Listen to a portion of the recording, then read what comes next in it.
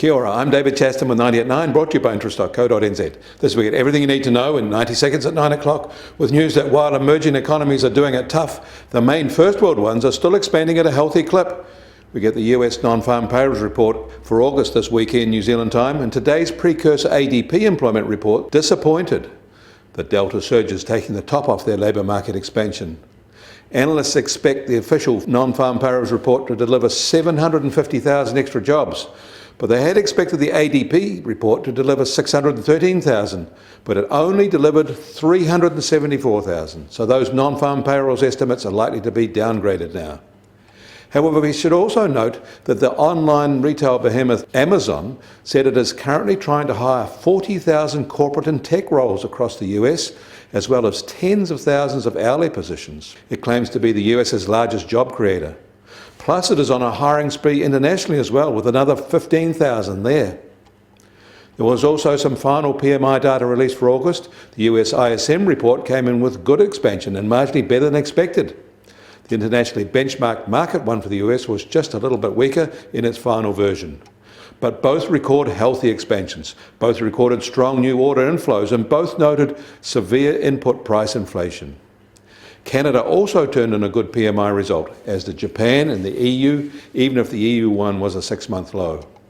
But the private Caixin PMI survey for China reported a contracting factory sector there.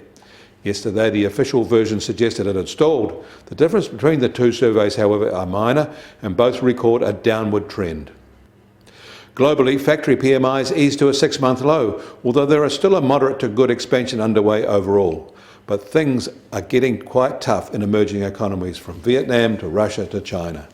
Much to everyone's surprise, the Australian second quarter GDP recorded better than expected economic activity.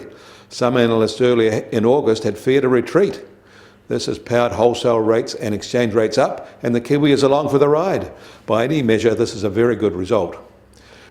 But the August PMI for Australia is one of rapid deceleration. Its factory sector is barely expanding now, mainly because of the sharp lockdown output falls. Of course, is it unlikely to be any different in New Zealand? The US Treasury 10-year yield opens today at just under 1.31%, which is unchanged from this time yesterday. And the price of gold is down a minor $2 from this time yesterday, now at $1,813 an ounce. And oil prices have fallen back by another 50 cents, so in the US they're now just over $68 a barrel, while the international Brent price is just on $71 a barrel. And the Kiwi dollar opens today firmer at just on 70.7 US cents. Against the Australian dollar, we're softer at 95.9 Australian cents, and against the euro, we're unchanged at 59.7 euro cents.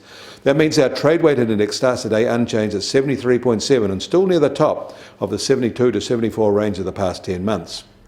We welcome your feedback on these issues. Leave a comment below or when they return on our website.